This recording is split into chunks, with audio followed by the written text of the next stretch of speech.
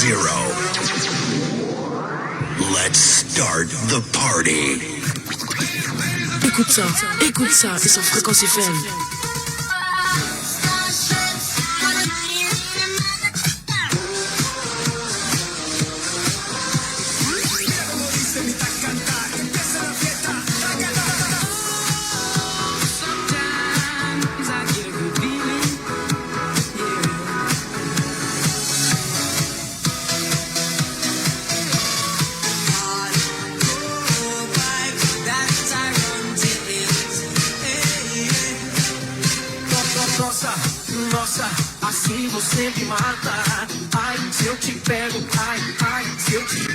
Fréquence FM.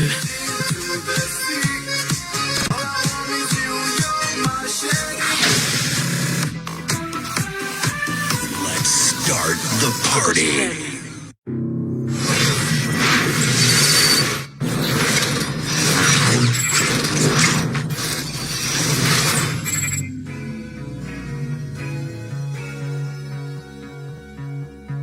Soyez les bienvenus sur Fréquence FM. Ça y est, on est de retour avec Patrick. Et aujourd'hui, nous avons notre invité qui est avec nous. C'est notre ami David Delilo, si j'ai bien prononcé. Et c'est bien ça, David? Oui, tout à fait. Vas-y, il n'y a pas de souci. Ok. Voilà, je laisse à Patrick l'honneur de faire l'émission. Et c'est parti. On est à votre écoute. Voilà, et nous sommes dans Ciné Forever numéro 112. David était venu nous voir quand on était à Montreuil, il y a quand même plus de 2 ans. Mais là, il est, je trouve, en pleine actualité, puisqu'il ne fait pas que des fanzines et des suppléments, il écrit même des livres maintenant. Ça, on va en discuter tout au long de l'émission. Alors, je voudrais faire un petit coucou à 5 personnes, Liva, Sarah, Sandra et Naomi, et mon pote Christian, Lucas, qui a traversé une période un petit peu difficile, mais il est de retour. Donc moi, je suis très content de ça. Et avec lui, je fais Ciné Forever, vidéo également. Un petit coucou spécial. Voilà. Alors, David, dis-moi, quel est le premier film que tu as vu dans ta vie? Pour la question piège. Alors écoute, le premier film que j'ai vu dans ma vie, alors ça devait être un dessin animé, je crois que c'était les 12 travaux d'Astérix ou quelque chose comme ça. Ouais. Et le premier film, si tu veux, le premier film qui m'a véritablement marqué, on va dire, c'est Un Nouvel Espoir. Hein, tu vois, Un Nouvel Espoir, donc un Star Wars, voilà, que j'ai eu la chance de voir au cinéma, tu vois, à l'époque, en 77, si je ne me trompe pas. Et donc, voilà, et ça m'a marqué pour la vie, tu vois. Ça m'a fait entrer dans le cinéma, dans l'amour du cinéma, en tout cas. Voilà. Dis-moi, c'est quoi tes 5 films préférés? Ouh là là, les questions pièges.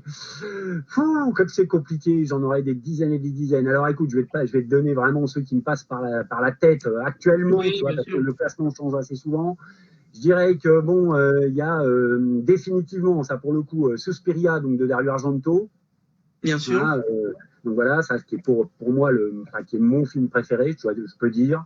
Tu vois, sinon, oui, il y aurait sûrement le New York 1997 de John Carpenter, sûrement aussi, tu vois, un film qui m'a énormément marqué. Bon, la pure série B pour moi, tu vois, il n'y a rien à ajouter, rien à soustraire. C'est vraiment le film parfait, tu vois, qui ne passe que par l'image en plus. Il n'y a pas besoin de blabla, tu vois. Donc ça, c'est génial.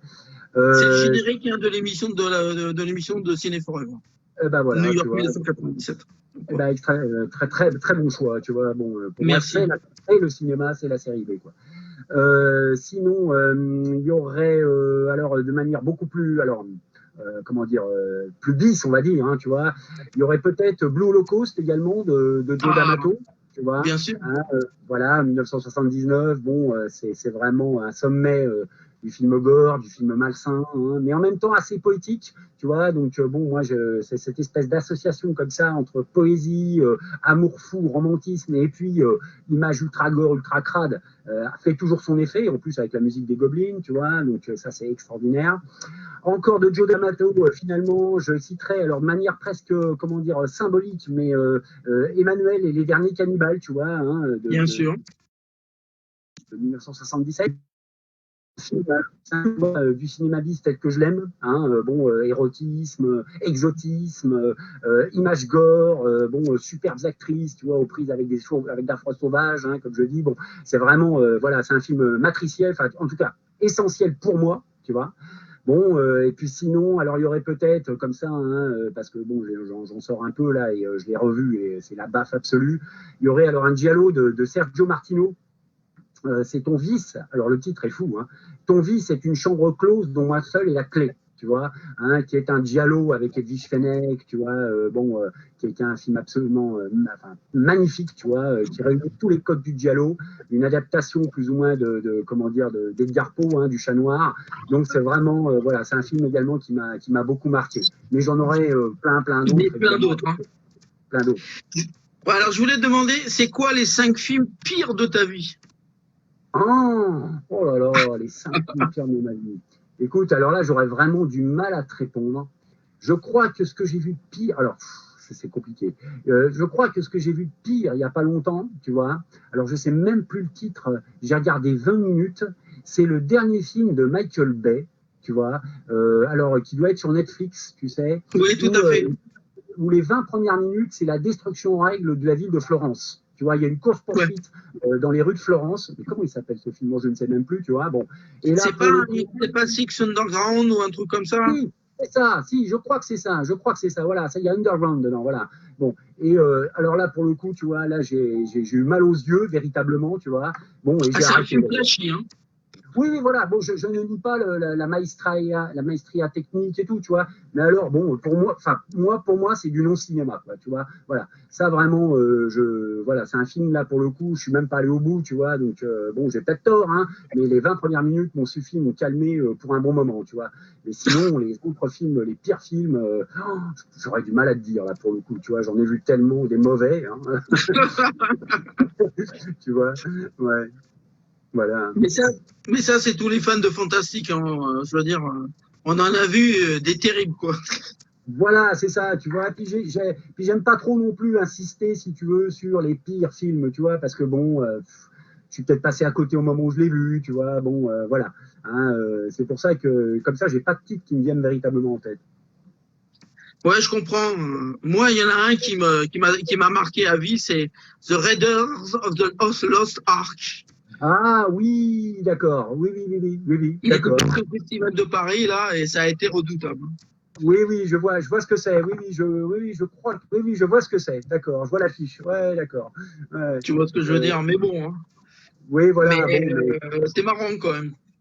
Ouais, voilà, je voulais te demander, toi, tu as un enfant des vidéoclubs, hein, et tu défends les films qui étaient dans les vidéoclubs, hein, c'est ça? Ouais, oui, bah écoute, oui, c'est un peu mon histoire, mais comme à beaucoup, tu vois, hein, bon, je crois qu'on est pas mal en ce cas-là, hein, en tout cas de mon âge, tu vois, de notre génération. Bon, voilà, on a fait notre éducation cinématographique et cinéphilique à travers les vidéoclubs, je pense, tu vois. Donc, bon, certains, ça a été les cinémas de quartier, hein, bon, nous, ça a été les vidéoclubs, d'autres, ce sera sûrement Netflix ou je ne sais quoi, tu vois, ou je ne sais quelle plateforme. Bon, voilà, c'est tout, c'est comme ça, c'est une histoire de génération. Et donc, effectivement, je suis assez nostalgique, ouais, de cette période, hein, tu vois, du lieu aussi, hein, tu vois, du lieu vidéoclub, hein, qui permettait les rencontres, qui permettait de choisir. Enfin, tu vois, il y avait un côté comme ça, qui me manque un peu, effectivement, quoi, tu vois. Je préférais aller au vidéoclub choisir un film, si tu veux, plutôt que d'être devant une liste, si tu veux, sur un site de téléchargement, tu vois. Voilà, en gros. Ouais, c'est ça. Voilà. Mais après, bon. Il y avait quand même l'objet de la cassette, etc. Voilà, tu vois, j'y suis encore assez attaché, tu vois. Bon, alors je les collectionne plus vraiment parce que bon, sinon. On peut pas tout collectionner, hein, c'est impossible. exactement, tu vois. Mais bon, il m'arrive encore quand même d'en acheter une ou deux, comme ça, tu vois, si je tombe dessus, que le film me botte, que le réalisateur me dit quelque chose, me plaît, bon, je peux encore craquer un peu, tu vois. Et j'en regarde encore en VHS. Hein, alors je sais que ça va faire hurler, tu vois, bon nombre de gens, mais je regarde encore en VHS parce que bon, voilà, un film assez rare, tu vois, qui ne serait sorti qu'en VHS, ou alors il faudrait commander le DVD je ne sais où et tout. Bon bah j'ai la VHS, je le prends en VHS, puis terminé, quoi, tu vois, je le regarde. Tu vois. Bah, de toute façon, on n'a pas le choix des fois. Hein. Oui, voilà, tu vois, voilà. Et puis bon, ça m'évite de chercher sur ordinateur. Mais toi, tu fais Tu partie. vois, donc, encore. Tu fais partie des gens comme moi qui, à Lyon, en Angleterre, recherchaient des cassettes, des choses comme ça. Il y avait un travail de recherche, tu vois. Alors que maintenant, par Internet, tu appuies Voilà, sur un voilà. bouton. Bien sûr, alors tu as effectivement une espèce de disponibilité absolue maintenant, tu vois, qui, bon, facilite grandement les choses. Je vais pas non plus, tu vois, encore une fois, comme je le dis, je vais pas cracher dans la soupe, hein. Bon, Non. par exemple, il y a pas longtemps, tu vois, j'ai rédigé un gros truc sur le giallo, bon, il me manquait tel giallo et tout, bon, je vais pas te mentir, quoi, tu vois, je suis allé aussi chercher sur Internet, hein. Mais il est vrai que, bon, comme ça, cette disponibilité absolue du tout de suite, si tu veux, tue un peu la poésie, si tu veux, de la recherche, de la découverte, de la surprise aussi, tu vois, de la surprise. Tu t'attendais pas à trouver tel film, tu le trouves, tu vois. Bon, moi j'en commandais, je me rappelle, hein, je commandais des cassettes, des VHS, enfin oui, je commandais des cassettes sur des catalogues aux États-Unis, en Angleterre, tu vois. J'en achetais en import dans les boutiques parisiennes qui existaient. Je me rappelle d'une boutique, alors c'était rue de la Folie-Méricourt, une librairie, tu vois, anglaise, me semble-t-il, tu vois, bilingue en tout cas, où ils avaient une collection, mais alors de cassettes, mais improbable, tu vois, et j'ai lâché un fric fou, quoi, tu vois, même si c'était en VO non sous-titré, même si c'était de la VHS, bah bref, quoi, tu vois, j'étais fou, quoi. J'ai ramené plein de Hammer là-bas, enfin, tu vois, voilà. Et là, c'est vrai que c'est des années qui m'ont marqué, quoi, ouais, clairement. Ouais, c'est ça, il y avait ce travail de recherche, tu vois, qui n'existe plus, en fait. Hein. Alors que maintenant, il suffit d'appuyer sur un bouton et puis on récupère le film. Voilà, C'est pas... voilà, bon, c'est différent. C'est un C'était une autre mode. époque. Voilà, c'est un autre mode. Bon, je te dis, je vais pas jouer le vieux con. Bon, tu vois, hein, c'est tout, c'est comme ça. De toute façon, c'est comme ça. Bon, mais moi personnellement, j'ai le droit d'être nostalgique. Hein, c'est pas un crime la nostalgie. Donc, si tu veux, voilà, je le suis parfois, tu vois, je le suis même souvent, et c'est tout. Et on me l'enlèvera pas, quoi. Tu vois, voilà. Donc, je revis un petit peu chez moi, je reconstruis chez moi, si tu veux, ce petit univers dans mon bureau, tu vois, dans ma manière de consommer. Voilà, c'est tout. Hein, mais ça me regarde à la limite. Tu vois, c'est propre à moi. Oui, oui, bah, quand on est fan, chacun fait comme il le pense. Voilà, Hein. voilà. Il y a pas de honte à faire ce genre de choses. Et puis, il y a le souvenir Exactement. aussi de ce que tu avais vu à l'époque, avec certaines cassettes vidéo, avec des jaquettes de Melty ou autres, qui...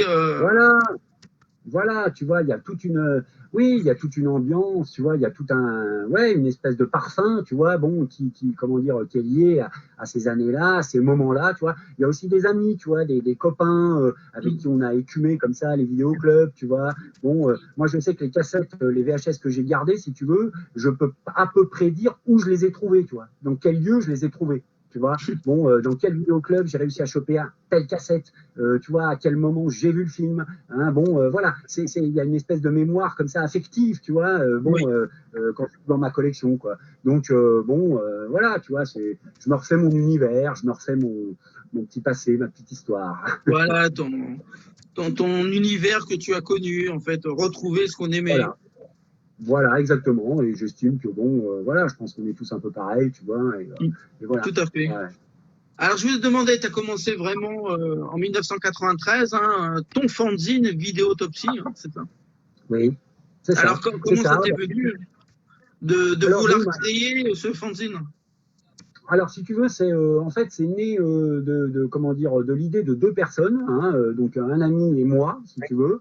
Et bon, on était tombés en pamoison, tu vois, amoureux des fanzines qu'on avait pu choper, tu vois, à l'époque. Hein. Moi, j'étais étudiant, lui aussi. Bon, hein, lui, il avait une collection phénoménale de Monster Beast, tu vois, de choses comme ça. Bon, de Scream aussi, tu vois. Bon, bref, de Cinézine Zone. Bon, ouais, et si tu veux, on bavait devant, tu vois, on était là, oh, purée, mais c'est génial, c'est ça la presse qu'on aime, etc. Bon.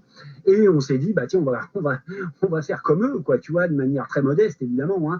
Bon, et on va essayer de créer notre propre magazine, notre propre fanzine, tu vois. Et c'est comme ça qu'est né, en octobre 93, je crois, le premier numéro du fanzine, tu vois, de Vidéotopsie. Bon, voilà. Hein, alors ensuite, si tu veux, l'ami en question, bon, comment dire, on s'est un peu perdu de vue, tu vois, on s'est perdu de vue, même carrément. Bon, il a lâché un peu l'affaire, et moi, j'ai continué, tu vois, jusqu'à 2018, hein, comme tu le sais, donc, où j'ai arrêté le fanzine. Alors, j'ai arrêté Vidéotopsie, si tu veux, j'ai pas arrêté d'écrire, hein, mais j'ai arrêté Vidéotopsie. Voilà, tu vois. Ouais, ouais. Ouais, donc, il y a eu 21 numéros. Ouais. Et quel est l'intérêt de faire ce fanzine alors qu'il y en avait d'autres à l'époque, hein? Bah écoute, nous on avait choisi une formule au départ. Alors ça a beaucoup évolué, tu vois, ça a beaucoup changé au fil des numéros, pardon. Au départ, on voulait que à chaque numéro corresponde un film, tu vois, et qu'on le dissèque, qu'on l'autopsie, tu vois, d'où le titre du fanzine, Vidéotopsie, et tu vois, qu'on y aille chercher tous ces rouages dans sa fiche technique, la critique du film, bref, quoi, tu vois, qu'on essaye de proposer pour chaque numéro un dossier complet sur un film qui nous avait marqué. Alors ça pouvait être un truc très classique, hein, genre La Nuit des Morts Vivants, tu vois, de Romero, ou ça pouvait être un truc très très lisse, hein, genre Le Bossu de la Morgue, hein, tu vois, de Javier Aguirre, bon, voilà, ouais. Donc, avec Paul Nassy. Donc, tu vois, c'était au coup de cœur, hein, c'était au coup de cœur. Il n'y avait pas de ligne éditoriale très précise, hein, on était vraiment des débutants et des novices en la matière. Bon. Mais vous mettiez d'accord, hein, vous mettiez d'accord. Voilà. Voilà, exactement. Au début, si tu veux, la formule, ça devait être à chaque numéro un rédacteur. Et ça, comme on bossait, comme on avait des examens à passer et tout, tu vois, ça nous arrangeait aussi parce que comme ça, à chaque numéro, il y avait un rédacteur et pendant ce temps-là, l'autre pouvait aider évidemment. Mais bon, il n'écrivait pas, tu vois. C'était ça au départ, véritablement, si tu veux, l'origine du fanzine. Et puis ensuite, donc l'ami c'est très vite parti, j'ai envie de te dire. Et donc, moi j'ai repris le truc tout seul. Et ensuite, j'ai j'ai aménagé d'autres rubriques, si tu veux, des dossiers, des interviews, tu vois. Voilà. Donc, ça a complètement changé, quoi. Si tu veux, ça s'est métamorphosé, ça a mué, tu vois. Et ensuite, pour aboutir au dernier numéro, que tu as peut-être déjà vu, quoi, tu vois, qui était beaucoup plus gros et beaucoup plus conséquent au niveau sommaire. Voilà. Et c'est quoi la plus grande difficulté de faire un fanzine? La plus grande difficulté, si tu veux, comment dire? Alors, si on se place dans si on envisage la question sous un angle promotionnel, si tu veux, promotionnel, commercial, bon, c'est presque antinomique avec le fanzine, mais bref, si tu veux, la plus grosse difficulté à la limite, c'est la distribution. Tu vois, c'est la distribution du fanzine. Hein, comment être distribué, où être distribué, de manière à ce que ça touche un maximum de gens, tu vois, de gens intéressés, évidemment, de fans, hein, fanzine. Bon, voilà, c'est peut-être, tu vois, la plus grosse difficulté. Après, hein, tu sais, un fanzine, ça se fait à l'huile de coude. Hein. Bon, c'est à la passion, c'est à l'envie. Tu vois, il n'y a pas véritablement de règles, quoi, tu vois. Et donc, voilà, d'autant que les difficultés techniques qui pouvaient exister, si tu veux, à l'époque où on a commencé, et puis alors je te parle même pas des pionniers, tu vois, mais à l'époque où on a commencé, ont quasiment disparu avec aujourd'hui, tu vois, les logiciels de mise en page, etc. Ouais, c'est de l'informatique maintenant. Voilà, c'est beaucoup plus simple, entre guillemets, parce qu'il y a aussi du travail derrière, attention. Hein, et souviens-toi, les ciseaux, coller sur les pages et tout ça. Voilà, moi j'ai connu ça, tu vois, bon, fallait mettre les photographies d'aplomb, fallait aller dans la boîte à copies pour faire des photocopies, t'allais pirater des photos sur tel magazine, enfin, c'était un truc phénoménal, tu vois, bon, je sais même pas d'ailleurs, quand j'y repense, le temps que ça m'a pris, quoi, tu vois, bon, voilà. Donc, voilà, il y avait ce côté bricolage, qu'il y a moins maintenant. Ouais, c'est ça, maintenant c'est un peu plus facile, on va dire. Voilà, c'est en tout cas un autre type de travail, ouais. Voilà, il n'y a pas tout le travail manuel qu'on faisait, quoi. C'est ça, exactement. Tu vois, moi j'avais des lettres à 7, hein, tu sais, hein, j'avais pas d'ordinateur. Voilà, j'avais une machine à écrire électronique, tu vois, ce qu'on appelait, je ne sais même pas si c'est le bon terme, bref. Bon, mais j'avais pas de police de caractère, etc. Donc si tu veux, j'avais des lettres à 7 que je décalquais, quoi, tu vois, sur mes feuilles. C'était un truc de fou, quoi, pour faire des titres et tout, tu vois. Donc, ah ouais, c'est un truc de dingo, quoi. Ouais. Mais bon. Je regrette rien, hein. Je ne regrette rien. Ah bah oui, bien sûr. C'est ça qui faisait le charme du fanzine aussi, quoi. Exactement. Alors, si on retenait de Vidéotopsie, quel numéro tu nous conseillerais? Alors écoute, il y en a quelques. Il y a eu combien de numéros d'abord, comme ça? Alors, il y en a eu 21. Il y a eu 21 numéros, tu vois, hein, depuis 93, parce qu'il y a pendant un grand moment, si tu veux, je me suis arrêté. Tu vois, bon, ma femme a eu des ennuis de santé, j'ai eu un gamin, Et il y a les j'avais plus enfants, trop tout le ça. temps. Ouais. Voilà, tu vois. Et puis, bon, j'avais un peu perdu aussi la foi, tu vois, devant l'informatisation. Bon, j'ai pas pris ce train-là, si tu veux, moi. Hein. Je suis resté un petit peu à l'écart du train informatique au début. Tu vois, bon, voilà. Donc, si tu veux, bon, bref, je me suis arrêté un bon moment. Il y a eu donc 21 numéros sur une longue période. Alors, les numéros que je conseillerais, si j'en avais à choisir, ce serait peut-être, si tu veux, alors le numéro, c'est le numéro 8. Alors celui-là, il est complètement comment dire, il est épuisé depuis des lustres, hein, parce que j'avais réussi à avoir une petite interview, mais une petite, de Joe D'Amato, tu vois, bon, qu'on m'avait envoyé. Ouais, tu vois, bon, voilà. Et en plus, c'était le numéro dans lequel j'autopsiais Blue Holocaust, justement, tu vois. Ah oui. Donc, j'étais fou de joie. C'était, qui c'est qui m'avait envoyé ça? C'était Jean-Marc Stacciari, je crois. Ouais. Tu sais, quelqu'un qui travaillait à l'écran fantastique, me semble-t-il. Enfin, okay. Bref, bon, ouais. Bon, voilà, tu vois, et Pierre Bény aussi, tu vois, et m'avait envoyé une petite. Pierre Bény. Ça te dit quelque chose? Ah ouais, bien sûr. Oui, tu vois. C'est mon. Voilà, les grands. Et ben voilà, tu vois, et donc, si tu veux, j'avais eu la surprise de trouver ça dans ma boîte aux lettres, putain, j'étais fou de joie. Bon, ils avaient chopé ça au marché du film à Cannes, je crois, enfin bref. Ouais, c'est ça. Donc, il y a le numéro 8, voilà, il y a le numéro 8, tu vois, ça, tu vois. Sinon, après, il y a le numéro 13, alors qui est consacré, qui était en grande partie consacré à un film de D'Amato encore, Caligula, la véritable histoire. Bah oui. Sa révision du Caligula de Tinto Brass, mais à la mode D'Amato, quoi, hein, donc encore plus extrême, on va dire, dans sa version intégrale en tout cas. Et donc celui-là, ouais, j'ai une affection particulière pour ce numéro-là. Il y a le numéro 18, alors le spécial Amityville, qui a pas mal marché, tu vois, qui a pas mal plu aux gens visiblement, tu vois, le numéro spécial Amityville sur tous les Amityville, tu vois, bon, voilà, hein, en tout cas jusqu'au moment du fanzine. Et puis il y a le dernier numéro, le 21, parce que c'est pareil, j'ai un correspondant très sympathiquement qui m'a proposé de publier une interview de Umberto Lenzi. Tu vois. Wow. Bon, voilà, ouais, tu vois, alors une interview audio, tu vois, que j'ai fait traduire. Bon, l'une des dernières interviews qu'il a données, visiblement, tu vois. Hein, tout à fait, ouais. De disparaître. C'est un drôle de personnage. Hein. Ouais. Moi, je l'ai rencontré. J'ai fait une interview. Donc, je peux te dire que. Oui. Ouais, je l'ai rencontré, le maître. Ouais, bah, à la limite, je préfère presque ne pas l'avoir rencontré, tu vois. Oh là là là là. C'était une interview folklorique. On n'est pas là pour en parler, mais on en reparlera tous les deux. Mais c'était quelque chose. Je veux bien, ouais, il paraît qu'il n'était pas si facile que ça, quoi. Bon, voilà. Oh non, mais... tu sais, on fait une interview, il dit, ouais, j'ai fait un film de guerre pour une grosse compagnie, et puis 2 minutes, 30 secondes après, il dit, là, montrez-moi la cassette, il faut reculer, il faut effacer, j'ai pas le droit de le dire, patati, patata, tu vois. Et toute l'interview, il m'a tenu la main, comme ça, tu vois. Il m'a tenu la main en me regardant et tout ça. Oh là là. Mais ça m'étonne pas. Il était fan de Barbara Coupisti, tu sais, qui a joué dans les films de Mickey Mouse. Et carrément dit, moi j'ai une femme, mais je suis obligé de vous le dire. J'aime cette femme.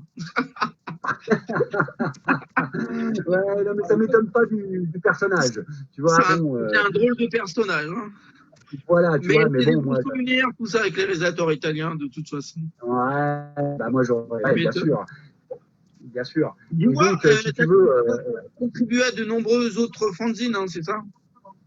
Oui, bah écoute, j'ai écrit 2-3 petites choses, oui, dans quelques autres fanzines, tu vois, bah notamment les fanzines que tu connais forcément, hein, Médusa fanzine, donc de Didier Lefebvre,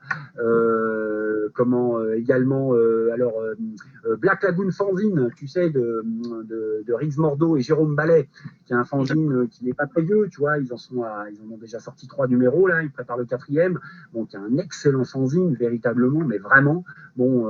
Voilà. Mais toi, tu parlais toujours des réalisateurs italiens ou pas, non?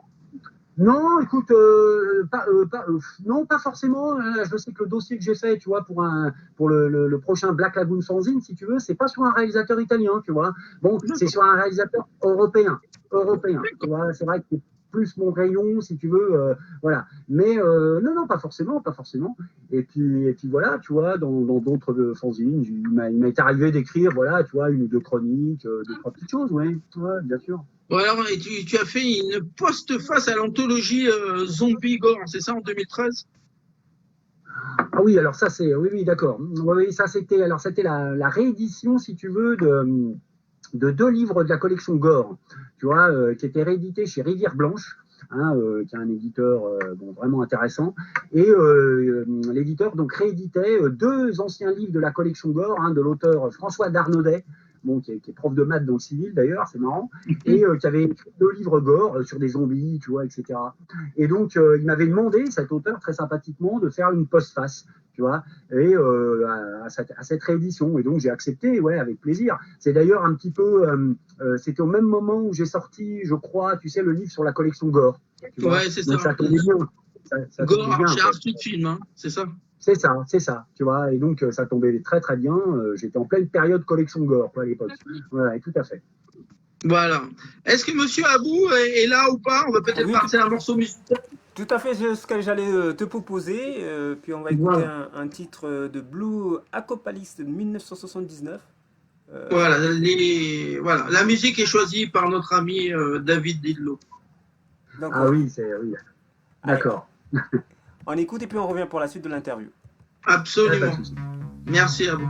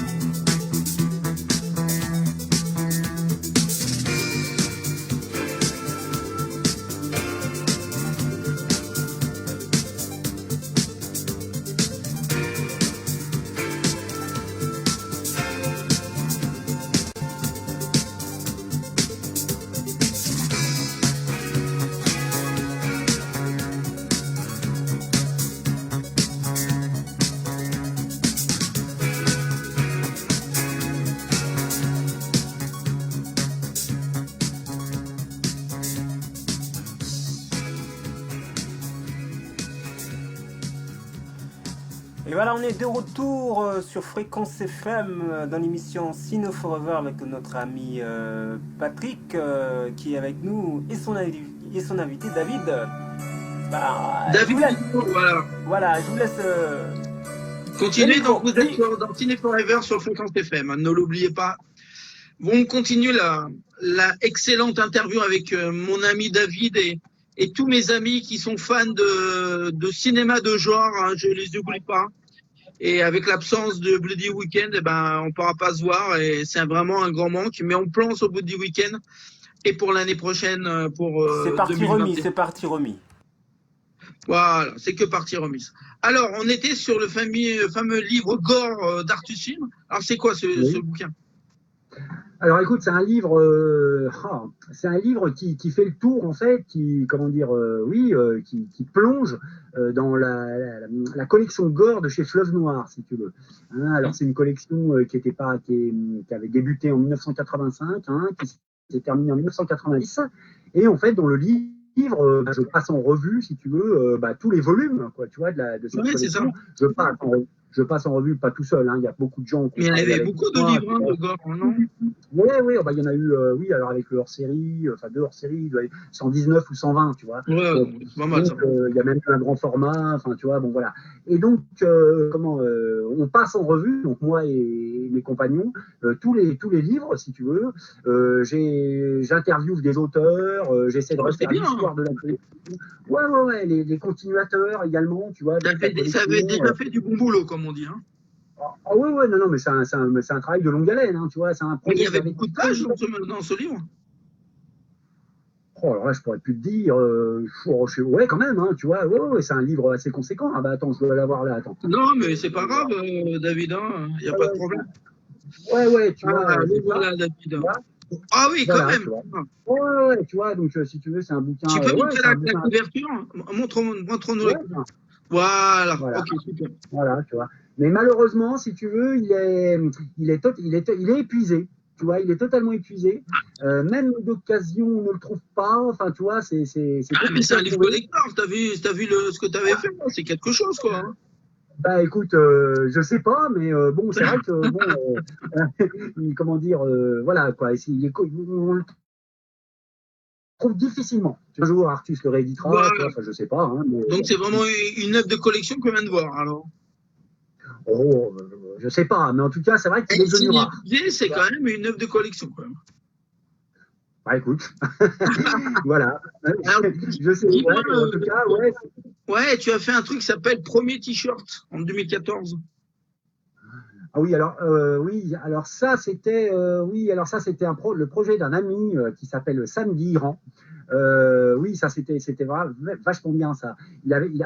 C'était très original. Il avait sorti un livre, si tu veux, où les gens qui l'avaient contacté devaient parler de leur premier t-shirt, mais leur premier t-shirt de groupe. Tu vois, de groupes musicaux, quoi. Hein. Ouais, de autre chose, quoi. Voilà, exactement. Alors, ça tournait beaucoup, effectivement, autour du métal, tu vois, autour du punk, du rock, voilà. Et donc, voilà, moi, j'avais parlé de mon premier t-shirt de hard rock, tu vois. J'étais mignon. C'était quoi? ACDC, tu vois. ACDC. Voilà, tu vois, c'était la pleine période Back in Black, tu vois. Ouais, bien sûr. Back in Black. Voilà, tu vois, donc là, si tu veux, j'étais tombé totalement fou de ça. Et donc, mes parents m'avaient acheté mon premier t-shirt, tu vois, de hard. Et donc, il fallait déblatérer là-dessus, évoquer ce que ça nous évoquait, les souvenirs qu'on avait de ce premier t-shirt. Voilà, c'était une belle idée, ça, tu vois. Il avait demandé comme ça à plusieurs personnes et j'avais fait un chapitre. Donc, voilà. Bon, c'est sympa, ça. C'est vachement sympa. Alors après, on attaque un chapitre de Laura Gemser, Emmanuel pour toujours. Alors, ça, c'était, comment dire, oui, ça, c'est un livre québécois, ça, hein, qui était consacré, oui, c'était un livre québécois, qui était consacré, si tu veux, à un programme érotique au Québec qui s'appelait Bleu Nuit, tu vois, voilà, tu vois, des émissions, enfin, du moins, un programme cinématographique érotique au Québec, tu vois. Et comment dire, ils m'avaient demandé, les auteurs m'avaient demandé, comment dire, de faire un chapitre sur Laura Gemser, tu vois, hein, parce que comme figure érotique des années 70, des années 80, tu vois, etc. Elle avait illuminé les soirées de Québécois, tu vois, lors de cette émission Bleu Nuit où on passait des films érotiques. Et donc ils m'avaient demandé de faire un petit chapitre. Ouais, c'est ça. Et pas que des Québécois hein, pour des soirées. Hein. Non, non plus. Non, non, non, les Français aussi. Hein.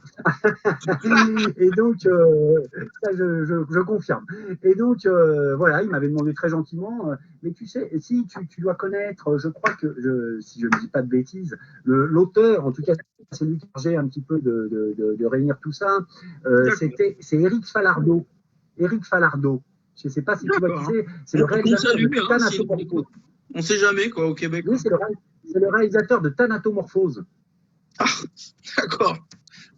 Thanatomorphose, tu sais, qui est sorti chez Uncut, tu sais. Ouais. Et voilà. On salue aussi. Hein, voilà, et puis, voilà, et il y avait aussi dans le coup Simon Laperrière qui a écrit un livre sur le snuff. Enfin bref, des gens très sympathiques, tu vois, et donc qui m'avaient demandé ça. Voilà.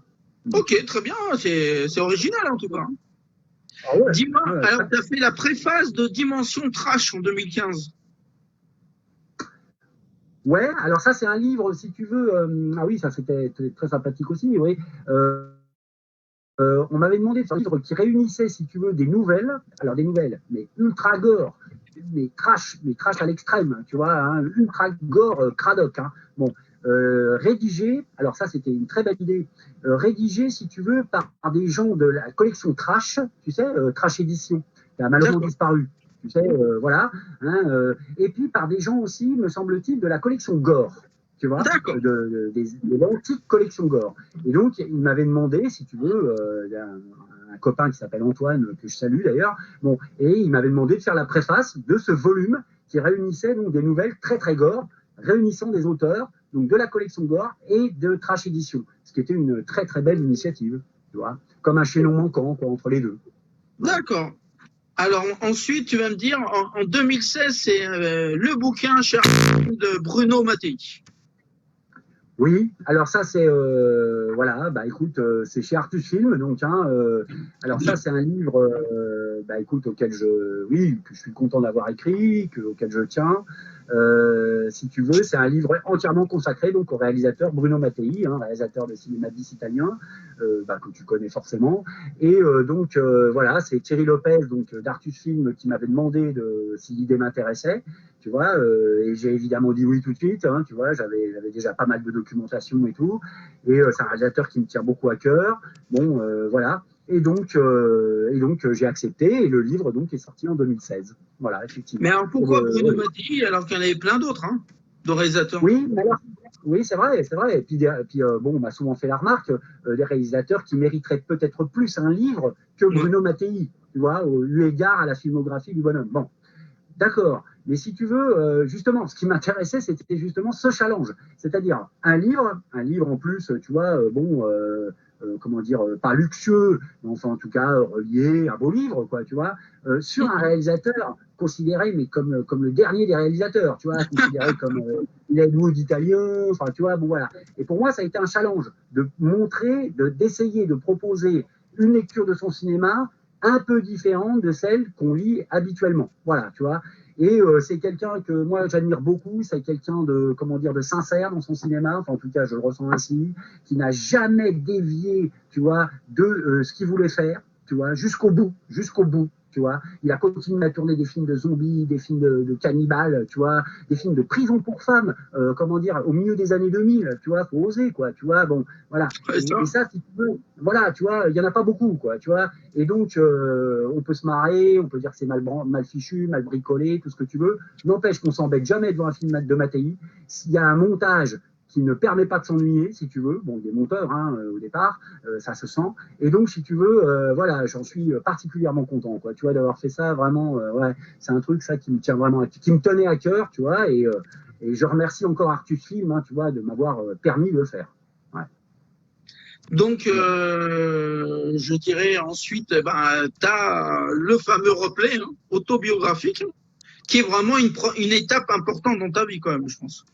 Ouais, alors écoute, oui, alors bon, ça, si tu veux, c'est un livre, ouais, qui est important, hein, bien sûr.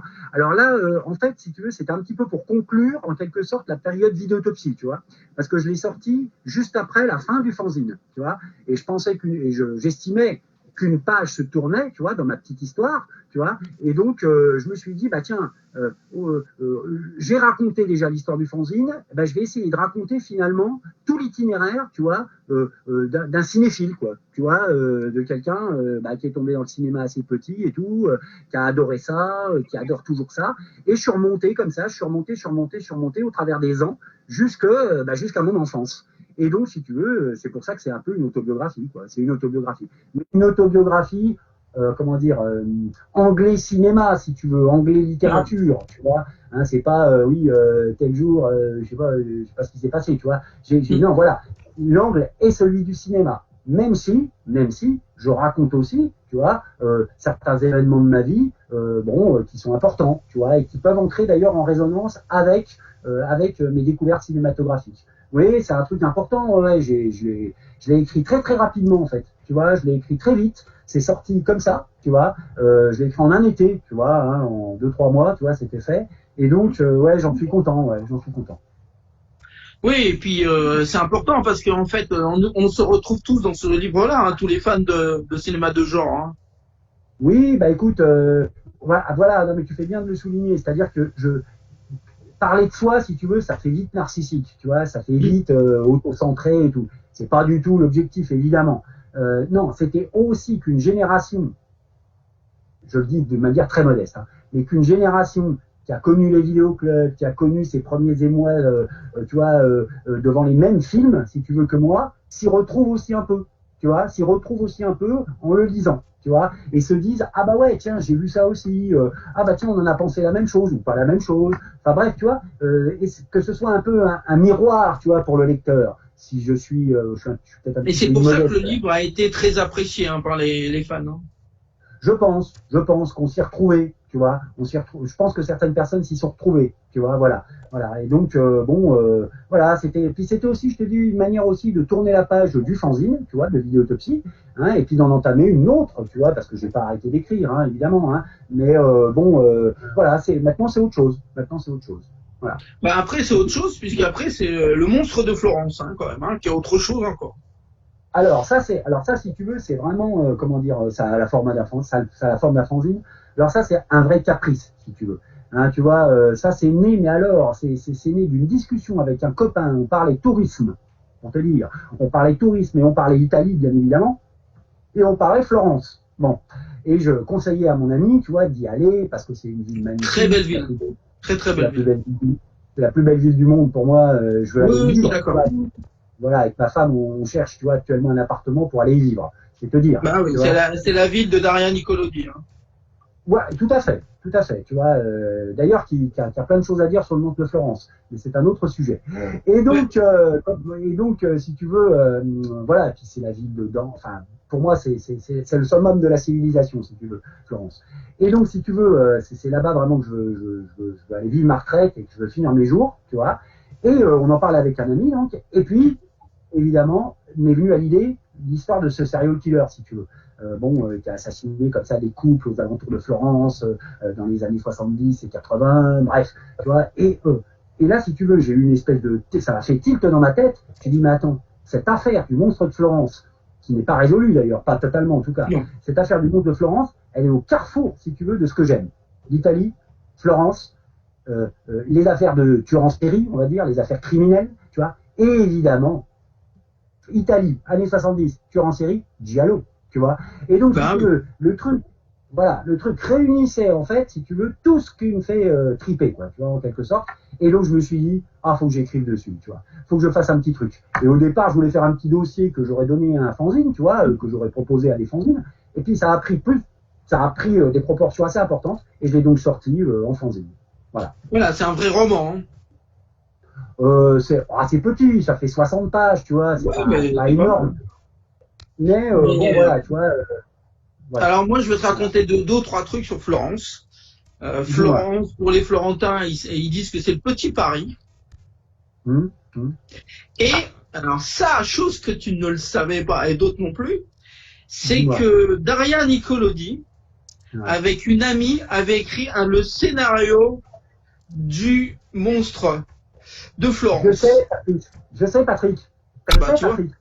Je sais.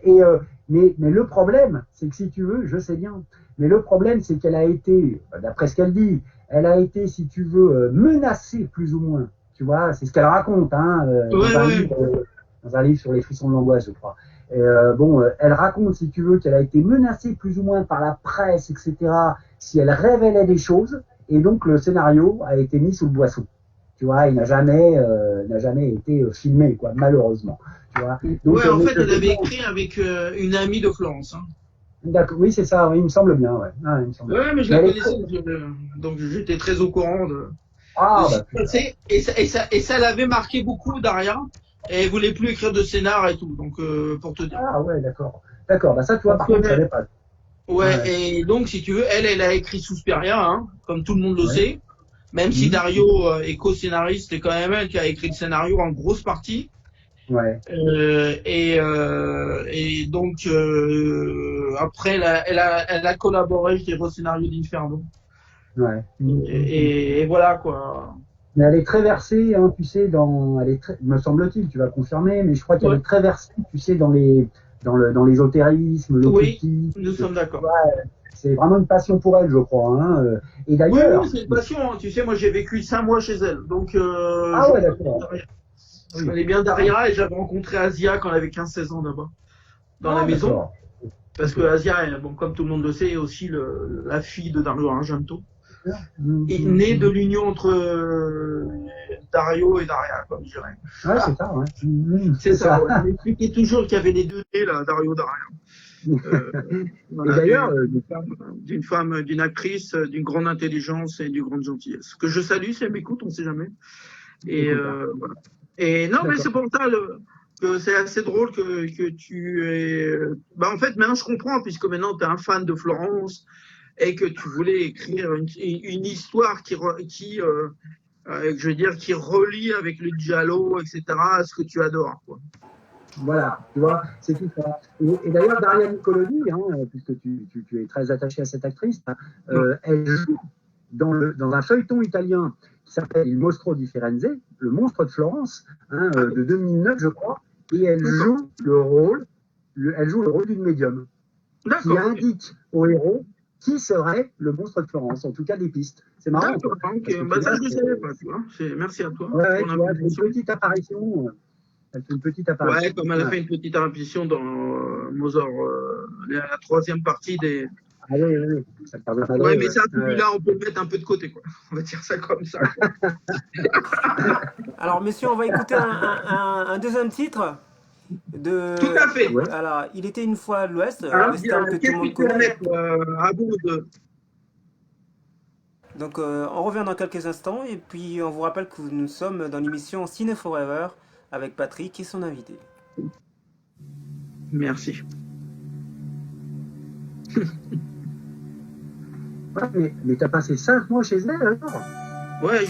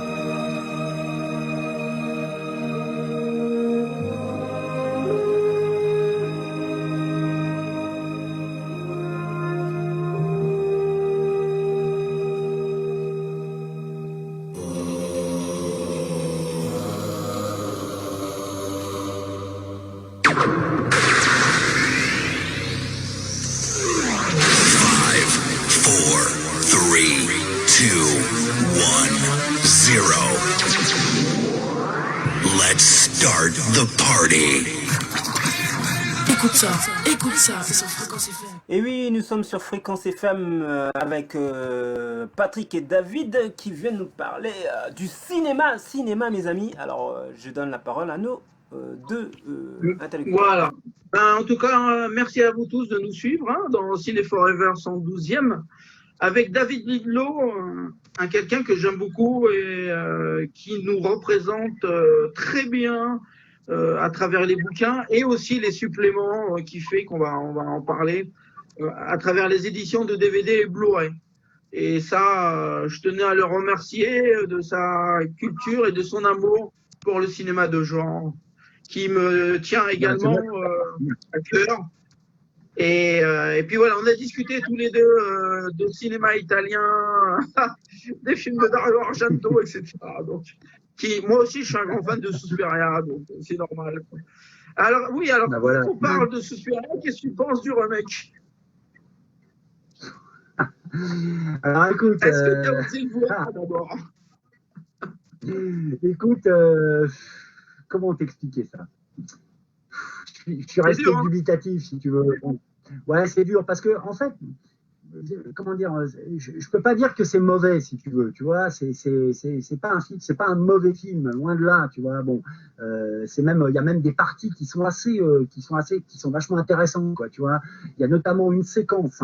Bon, alors, il y a notamment, sans spoiler pour ceux qui l'auraient pas vu, mais il y a une séquence qui est parmi les plus dures, je pense, que j'ai jamais vues. Tu vois, véritablement, tu vois, qui est parmi les plus violentes que j'ai jamais vues, qui fait très très mal. Je pense que tu l'as vu, je suppose. Bon, cette fille qui se fait casser en morceaux là quand elle se met à danser là, bon, c'est absolument abominable. Et ça, c'est vachement bien vu. Bon, après, si tu veux, bon, il a fait exactement l'inverse, si tu veux, de Dario Argento, quoi. Tu vois, bon, la photographie est grisâtre. Bon, voilà, c'est vraiment, bon, c'est neutre. Enfin bref, ça n'a rien de la flamboyance, tu vois, opératique du film d'Argento. Et donc, si tu veux, j'ai pas du tout accroché, quoi, tu vois. En plus, je trouve que le final il est limite ridicule, tu vois. Bon, voilà, j'ai pas du tout accroché, si tu veux, à l'ambiance, tu vois, et à la photographie, tu vois, à l'aspect formel du film. Après, ce sont des choix, c'est les partis pris que le mec a pris, tu vois, c'est des petits prix du réalisateur. J'entends bien, tu vois, il a voulu s'éloigner de la du musique, modèle. Parce que là, moi, j'ai pas l'image de David, quoi, et ton image à toi. D'accord. Si, j'entends. Donc voilà, on Vas-y, continue alors. On relance le truc, s'il te plaît. D'accord, alors on va passer à un petit titre.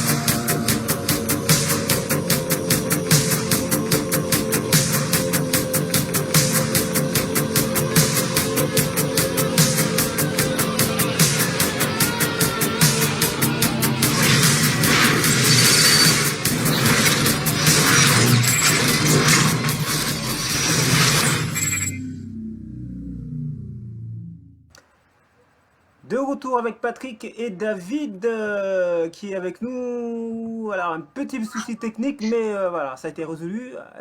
Et nous sommes avec Patrick.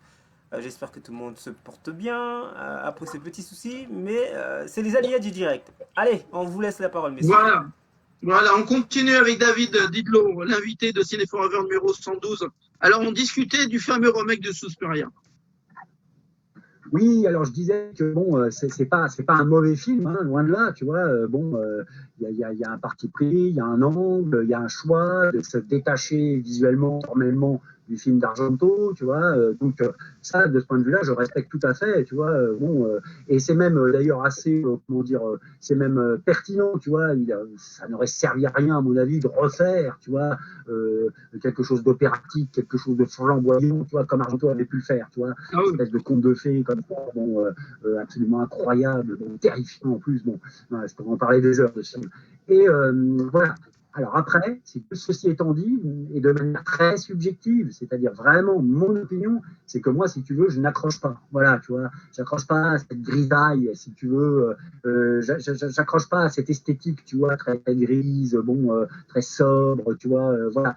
Les sorcières ne me font pas peur, tu vois, en plus, bon, contrairement au film d'Argento, tu vois. Bref, je m'y retrouve pas. Je ne retrouve pas non plus cet aspect conte de fées, tu vois, conte de fées pour adultes, tu vois. Hein, je sais pas, je retrouve pas ça, voilà, tu vois. Après, ce que je disais juste avant qu'il y ait une interruption, mais je sais pas si on l'a entendu, il y a une scène, il y a une séquence, si tu veux, dans le film, c'est Guadagnino, je crois, mais il y a une séquence, si tu veux, qui est vraiment, alors pour le coup, une des plus dures que j'ai pu voir. Tu vois, hein, quand tu as une danseuse qui se casse 1000 morceaux, si tu veux, ça c'est terrible. Tu vois, c'est terrifiant et c'est vachement bien filmé. Mais voilà, tu vois, voilà ce que j'en dis. Voilà, c'est tout. Voilà, en fait, comme on disait tous les deux, hein, le seul problème du film, c'est qu'il s'appelle Suspiria. Exactement, exactement. Voilà, tout simplement. Alors ensuite, bon, tu as fait un livret pour Emmanuel au pays du sexe et du sang. Tout un programme, hein. Alors, si tu veux, c'est comment dire, oui, le livret s'appelle donc Emmanuel au pays du sexe et du sang.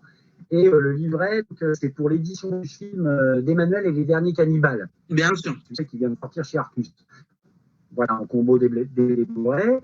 Et donc, bah écoute, ouais, j'ai essayé de faire le tour, en fait, de toute la saga Black Emmanuel, tu vois. Depuis le premier, donc en 75, jusqu'au film même, tu vois, de Bruno Mattei, Pénitencier de femmes, Révolte au pénitencier de femmes. Bon, bref, tu vois, où est-ce qu'on trouvait Black Emmanuel, tu vois, la journaliste Emmanuel dans le cinéma. Je parle même un petit peu des faux Black Emmanuel. Tu vois, parfois le nom d'Emmanuel avec un seul M a été utilisé dans des films qui n'avaient rien à voir avec le personnage de la reporter journaliste, tu vois, Black Emmanuel, quoi, tu vois. Bon, voilà. Donc, je vais essayer de faire un petit peu le tour de ça, en insistant plus particulièrement sur, Emmanuel et les derniers cannibales, quoi. Hein, l'épisode, donc, qui s'appelle comme ça. D'accord. Voilà. Je voulais te demander, vu que tu as fait beaucoup de suppléments pour les DVD et les Blu-ray, comment tu as commencé, en fait, à faire des suppléments? Comment on te l'a demandé? C'est toi qui as proposé? Comment ça s'est passé? Non, alors écoute, ça c'est on me l'a proposé, tu vois. Moi, j'ai jamais demandé, tu vois. Hein, c'est toi qui ai fait la démarche. Alors le premier supplément que j'ai fait, alors attends, je crois que c'était pour vidéo, hein, je crois que c'était pour Crocofilm. Ouais, c'est ça. C'était pour Deep Blood. C'est ça. De Joe D'Amato, tu vois, voilà, tu vois. Voilà. Et c'est grâce, alors c'est Claude Gaillard, tu sais, qui écrit beaucoup de livres, tu sais, en ce moment sur le post-apo, les requins et tout, qui sort beaucoup. Voilà, tu vois, qui plus ou moins, tu vois, a fait le lien, tu vois, entre Crocofilm, tu vois, et moi, tu vois, voilà. Et donc le premier supplément, bah, c'était pour Crocofilm, c'était pour Deep Blood. Tu vois, voilà. Et ensuite, si tu veux, on m'a demandé, quoi, tu vois, notamment Thierry d'Artus Film, que je connais bien, hein, qui est un ami, hein, qui est vraiment un ami, tu vois, bon, on se voit assez souvent. Et puis voilà, tu vois, de fil en aiguille. Alors, Uncut Movies aussi, tu vois, les gars d'Uncut, que tu connais parfaitement bien, évidemment. Bien sûr. Ils sont venus inviter, ils étaient invités avant. Tout à fait. J'avais écouté d'ailleurs l'émission. Hein, il était invité, il parlait d'uncut et tout, c'était passionnant. Et donc voilà, bah, le prochain, le dernier supplément que j'ai fait, il n'apparaît pas peut-être sur les papiers que je t'ai filés. C'est pour le Giallo qui vont sortir. Tu vois. Donc j'ai fait un supplément de Gâteau d'Alioki di Giada, le chat aux yeux de Jade d'Antonio Bido, hein, qui vont sortir en Blu-ray. Tu vois. Et donc il m'avait demandé de faire le supplément. Et donc, bah, j'ai fait un supplément sur le Giallo, tu vois, en général. Donc, c'était très sympa de leur part. C'est un sujet qui me passionne. Et donc, voilà. Non, on me demande. De toute façon, voilà. tu fais ces suppléments par passion, de toute façon, par amour pour le cinéma fantastique. Ah, ouais, ah oui, alors là, oui. Là, franchement, oui. Tu vois, moi, bon, oui, je le fais vraiment parce que ça me plaît. Tu vois, bon. Ouais. Mais est-ce que tu fais ce que tu veux? Ouais, franchement, oui. Tu vois, bon, par est-ce exemple, que tu as une durée? On te dit qu'il y a une durée sur le supplément ou pas? Alors, justement, tu vois, avec les gars d'Uncut, si tu veux, c'est très bien, ça, c'est vraiment, on a toute liberté, tu vois. Souvent, je leur dis, écoutez, les gars, ça va être long, hein, quand même, ça risque d'être long et tout, tu vois. Et bon, ils me disent, oh non, mais vas-y, c'est pas grave, tant pis, fais comme tu veux, fais à ta sauce, tu vois. Ils me font une entière confiance. Thierry Lopez, Artus, c'est pareil, tu vois. Donc, j'ai vraiment pas. Tu vois, j'ai vraiment pas à me plaindre de ce côté-là, tu vois. Ça, c'est l'avantage de traiter avec des gens comme ça. Ils sont hyper sympas, tu vois. Voilà. Ouais, c'est génial. Si ça va pas, bah ouais, tu parles. Et puis si ça va pas, bah ça va pas. Puis on recommence, hein, tu sais. Voilà, hein, on coupe, on monte, etc. Hein, tu vois. Mais non, j'ai aucune limite. Il y a aucune charte particulière à respecter, tu vois. Non, c'est vraiment. Non, c'est super hein, de travailler avec des gens comme ça. C'est même pas du travail pour moi, tu vois. Voilà, oui. quoi. C'est un plaisir de faire ça, tu parles. Ça, c'est clair. Et tu veux faire d'autres comme ça, suppléments, ou tu veux faire d'autres choses après Écoute, alors, moi, tu sais, les suppléments, j'adore faire ça, tu vois. C'est vraiment un truc que j'aime faire, tu vois. Vidéo ou écrit, tu vois. Là, en ce moment, je suis dans l'écriture d'un nouveau livret, tu vois. Je viens d'en terminer un, tu vois, pour une prochaine sortie. Je croise les doigts. Je suis plongé dans un autre livret pour une prochaine sortie. Et puis, si on me demande pour filmer un bonus, tu vois, voilà, et si le film me plaît, tu vois, si le film m'inspire, je t'avoue qu'il y a certains Est-ce que tu as déjà refusé, par exemple, de faire un... Oui. Parce que le film te plaisait pas? Alors, parce que le film, je le sentais pas, si tu veux, ou alors tout bêtement pour des histoires de temps, tu vois. Parce que parfois, les délais, tu vois, sont serrés, tu vois. Et moi, je prépare ça quand même pas mal en amont, je fais des recherches, etc. Et donc, quand je vois que je vais pas avoir le temps, bah, je dis, bah non, les gars, désolé, j'aurai pas le temps, quoi, tu vois, voilà. Donc, voilà, mais ça m'est déjà arrivé de refuser, ouais. Ça m'est déjà arrivé de décliner. Rarement, mais ça m'est déjà arrivé. Ouais. Ah ben, ça, c'est important. Alors, dis-moi, où on peut te suivre sur les réseaux sociaux? Oh, bah, alors, écoute, alors les réseaux sociaux, tu sais, bah, sur Facebook, tu vois. Voilà, c'est ça. Oui, sur Facebook, hein, tu vois, j'ai la page ma page en mon nom propre, hein, David Didio, et j'ai la page Vidéotopsie Fanzine. Alors ça, c'est le fanzine, c'est terminé. À un moment donné, je voulais supprimer la page. Et puis je me suis dit, oh non, je balancerai comme ça parfois quelques news si je sors un truc, s'il y a un truc d'intéressant qui sort. Donc voilà, sur ces deux pages-là. J'ai la page aussi Collection Gore, tu vois, voilà, sur Facebook essentiellement. Tu vois, sur Facebook essentiellement. D'accord. J'avais une petite chaîne YouTube, tu sais, de vidéos. Oui, absolument. Bon, j'ai pas le temps, tu vois, de la fournir. J'ai pas le temps de tourner des vidéos actuellement. Et donc, c'est vrai qu'elle est un peu en déshérence.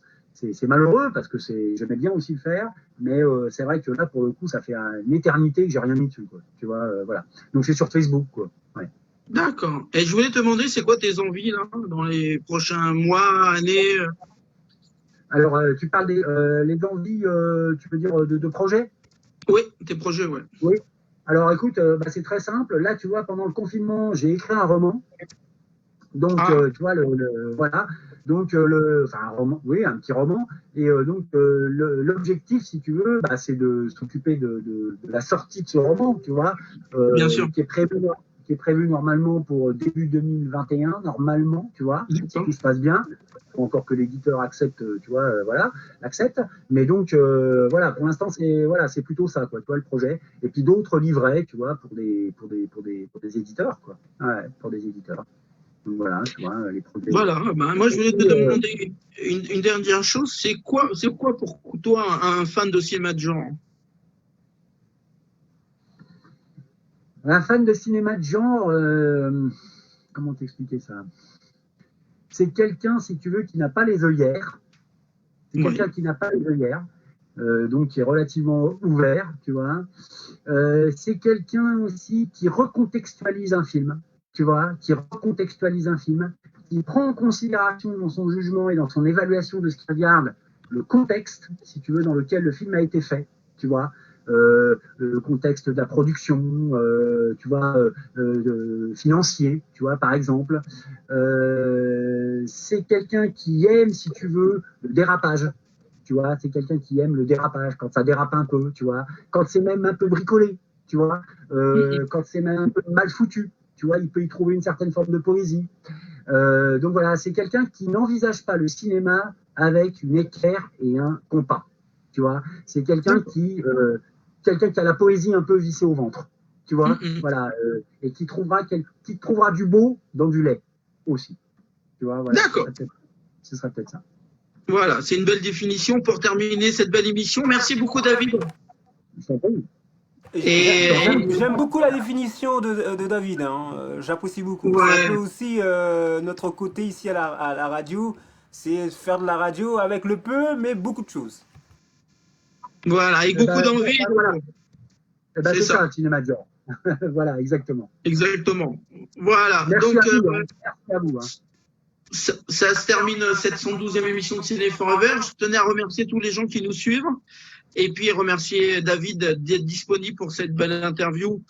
Et je le remercie. Et ben, je vous embrasse tous et merci de nous suivre. Et à une prochaine émission. Salut, David. Eh ben, écoute, salut Patrick, et merci à tous, et merci à vous, hein, et merci à tous. Merci à toi, David. Merci à vous, à la technique. Voilà, et puis on vous donne rendez-vous la semaine prochaine, Patrick, ou pour une autre émission? Bah, on va essayer. Moi, j'essaie d'avoir une personne. C'est pas toujours simple, mais on va essayer. Voilà, donc si vous souhaitez passer dans l'émission Ciné Forever, bien sûr, n'hésitez pas à contacter Patrick. Et nous sommes disponibles, bien sûr, pour vous faire... Il n'y a pas de problème. Voilà. Voilà, bah, en tout cas, merci à vous tous et à très bientôt et bon courage. Voilà.